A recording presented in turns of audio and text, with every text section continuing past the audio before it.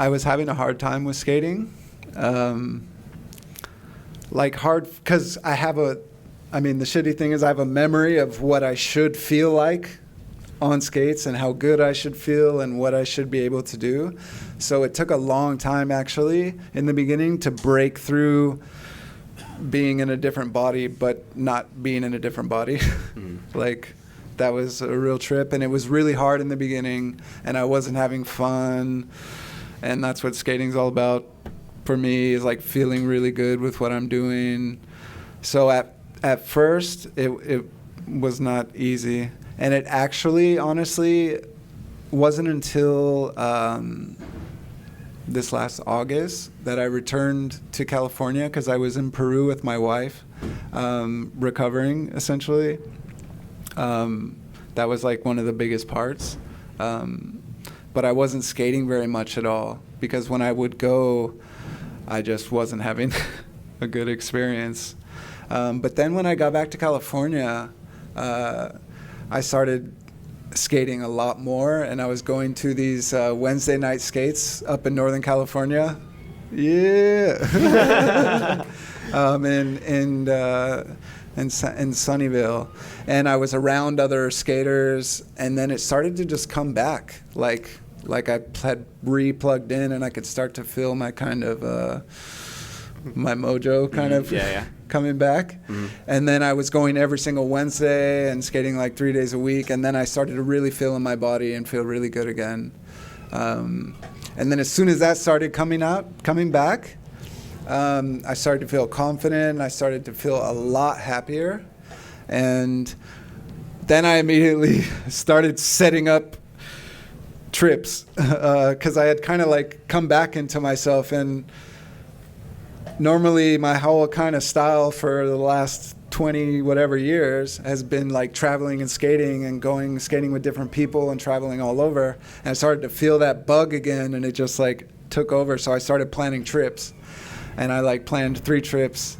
One of those was Puerto Rico, where I was with Austin. And those trips actually were to help me prepare for this event, because being out in public and being with a lot of people is just can be very difficult for my nervous system, like the way my body just reacts to stimulus now.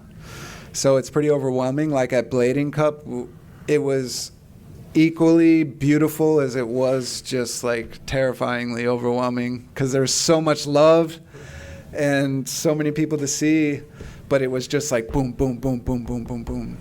So I was also a bit nervous to come to this. But yeah, I had to break the ice somehow, and I really wanted to skate good there as well, but it was hard. You skated good? Yeah, I skated okay, but I wasn't able to skate as good as I wanted to, because I had been skating so much. Right. But it was just overstimulated. But that was a good thing to do. You feel like that was good for you to like kind of break into everything again? Yeah, I had to. Even though it was like draining on you, because we were supposed to have you on the show. Yeah. Then. Yeah. Let me share. Okay, I want to share that story. Go ahead.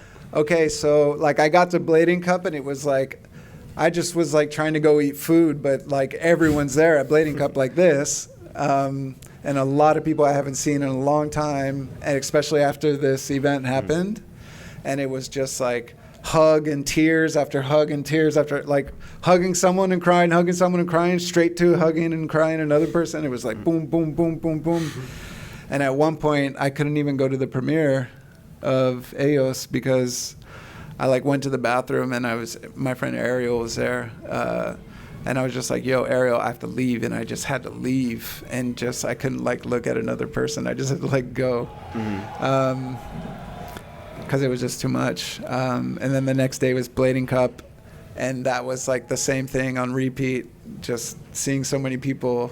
And I want to see people because I love seeing people, because I love rollerblading and I love rollerbladers, and like I feel so connected to y'all, and like rollerblading is like my family, and it has been, and has supported my life, and has made me who I am since I was 12 years old. So I wanted to do it. Wait, where were we at? I don't No, know. Oh but yeah. that's So the podcast, doing the podcast, okay. yeah. So then there was the Brandon Negretti barbecue. Following day. The After the Blading Cup. following day, the third So day. you're already like exhausted. Yeah, I'm already Yeah. exhausted. But I saw Lonnie, and when I get together with Lonnie Gallegos, who does feet, you know, all of the sections I've done with feet, it's like an instant mode I want to get into and just like film and get clips and stuff. And he showed up, and then I started skating with him and filming with him, and then I was doing a trick, and then I like fell and hit my knee, and just my body just like broke down and was just like no more, and I had to leave, and my body was like shaking like this, and I couldn't control it, and I like freaked out, and I was supposed to do this podcast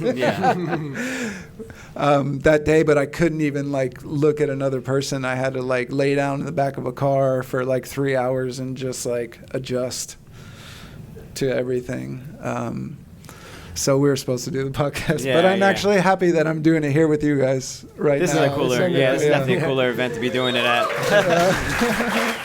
You were secretly saving it. Secretly saving it.